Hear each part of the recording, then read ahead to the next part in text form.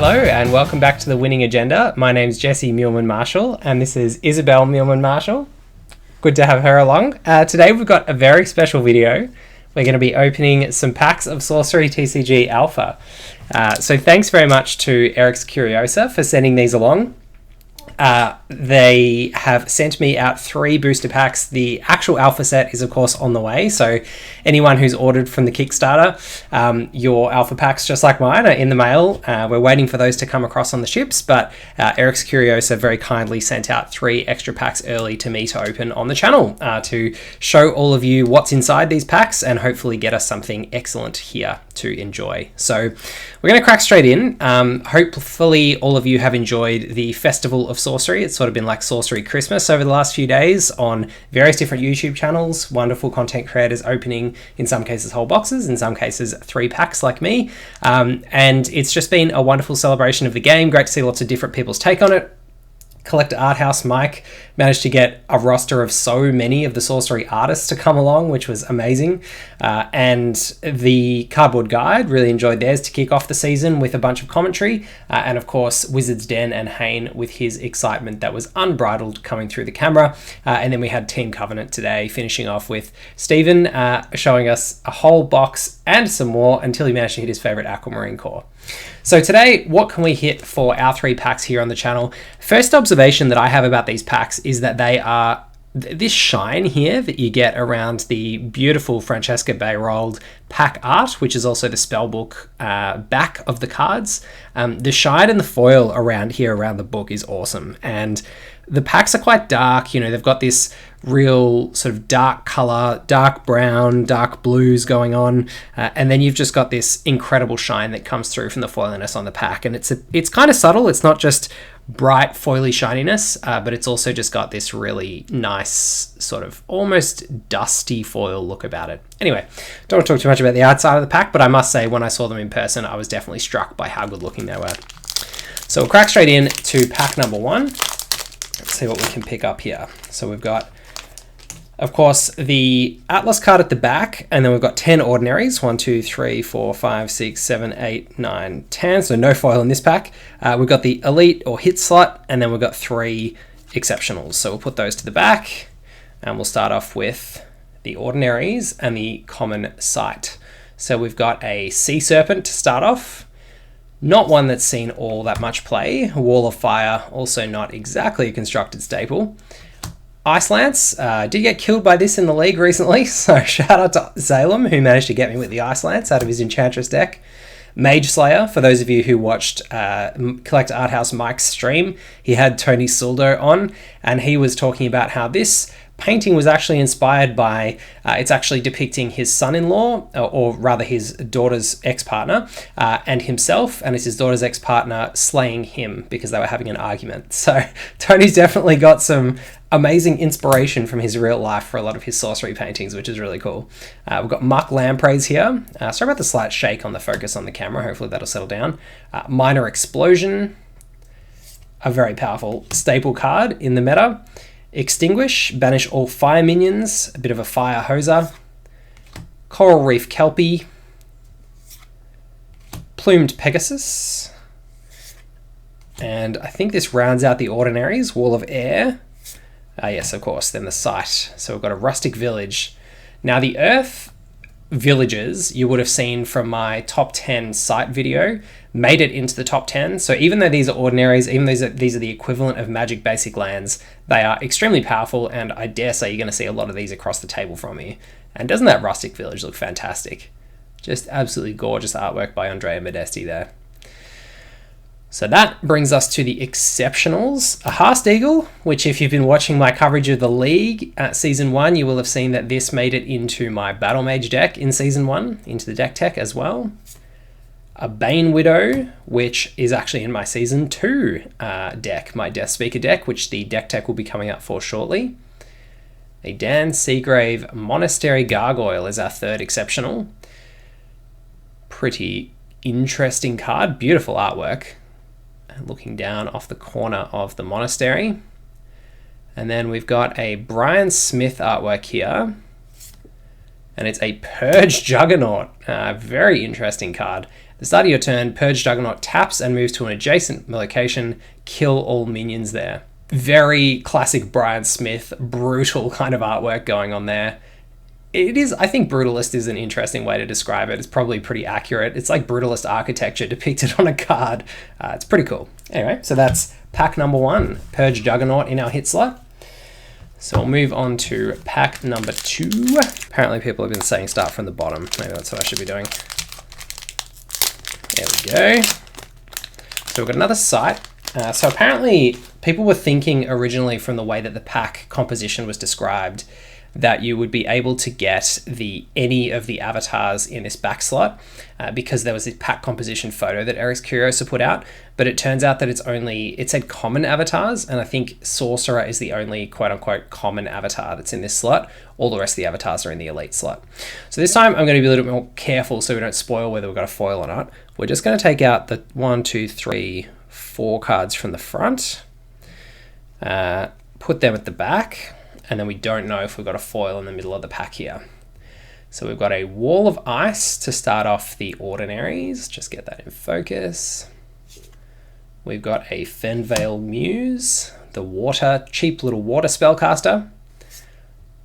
Bone Rabble, a few little weenie creatures here to start off with. Mage Slayer again. Ral Dromedary. Sleep with that amazing Severine Pignot art. It really is just a masterpiece. Her artwork, it was, again, beautiful on Mike's stream to get a chance to actually hear from her, hear a bit of her personality, and it definitely reflects what you'd expect after seeing her gorgeous artwork. Old Salt Anchorman. Firebolts, nice little removal spell. Blood Ravens, amazing Michael Nuggypal artwork. Sedge Crabs, a 1 for 3, 3 power for 1 mana. I think this has definitely got more potential than what people are currently seeing in it. I think if you pair it with air or fire, give it some mobility, it could be an interesting aggro creature. And an Autumn River this time as our ordinary site. So now moving into the exceptionals. What have we got? Looks like an Iceberg. So this was a previously unspoiled site, one that we only just discovered through these early previews. Ooh, Bolton taking the focus there in the background. Then we've got a recall. Teleport any number of allied minions to the caster's location. And third one, a Bridge Troll is our third exceptional. All right, so what have we got in the unique or elite slot? We've got a Lindsay Crummett artwork. Is it an Ancient Dragon? It's a Seasoned Sellsword. So a 2 for 4. Avatars nearby have discard a card, gain control of Seasoned Sellsword. There we go. Beautiful artwork. Nice little elite there.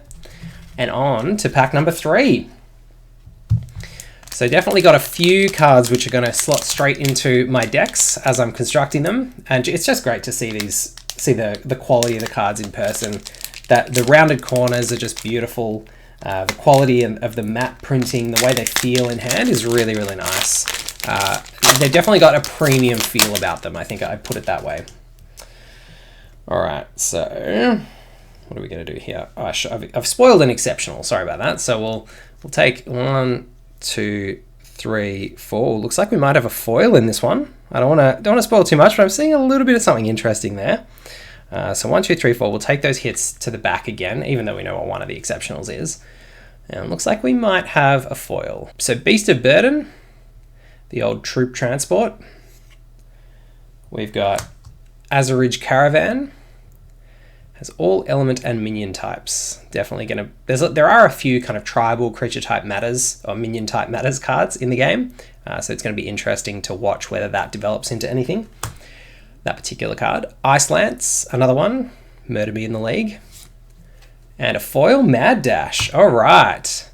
So Mad Dash is like Blink, which has been a bit of a staple in the league. Mad Dash is sort of the fire version. Wow, doesn't that look fantastic in foil? I'm just going to sneak a little look at that around the side here. Oh, wow. Yeah, those foils, they look awesome in person. So whilst you can sort of see the figure in the front is separated out from the background in the way that the foiling is done with the foil masking, it's even more pronounced in person. I put it that way. I can see what's coming through on the screen here, and then I'm looking at it in person, and yeah, the separation and the sort of 3D look between the figure in the foreground and the foiling in the background is even more pronounced in person, as are these amazing little silver lines on the stamp, the foil stamp, which looks super crisp. Like particularly these lines around the text box and the name box look super, super crisp in person. They're quite thin. They're actually thinner than what they look on the camera as well. I'll say that.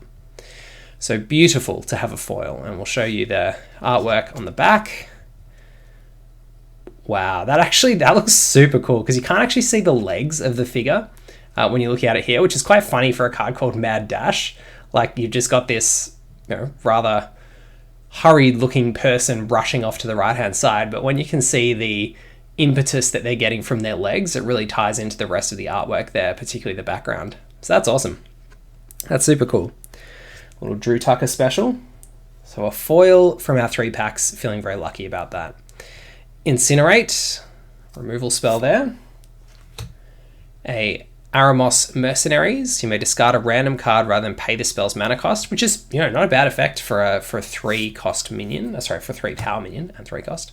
Muckland Praise, the old Burrowing and Submerge. Minor Explosion, another nice one to go straight in my Death Speaker deck. Roaming Monster, definitely going to be one that's going to have a lot of power, I think, in limited formats and sealed and draft, I should say. A Land Surveyor, the old card advantage, draw a sight when it comes in. Very, very strong minion in the right deck. And then a desert. So we've got a desert, a village, and a river. So 3 of the 4 different basic site types. And doesn't that desert look great? That is awesome. All right, so the first exceptional we knew in this pack, it's a Shrink. Set the base power of target nearby unit to 0 until your next turn. Then we've got a Spire Lich. Can get ranged spellcaster and become power 3 if it's sitting on top of a tower. Got another Vasily card, another Bridge Troll number 2. And then Martina Molina artwork. A Silence, a staple of Enchantress decks, an elite aura of simpler times. Beautiful artwork to finish on there from Martina. So thank you very much to Erik's Curiosa for sending me out these packs. It was an awesome opportunity to be able to open them early. Amazing and wonderful to see a foil in person before alpha launches. Just have this early opportunity to show all of you as well the beauty of these foils that Erik's Curiosa has put together. Congratulations to Erik and the whole team. I know you're all super excited about us having these cards in our hands, and we are as well. The game is fun, the cards look beautiful, the foils and the full art back are just so special, and the set is just looking fantastic. The card quality is great. Super excited to get my whole Kickstarter pledge.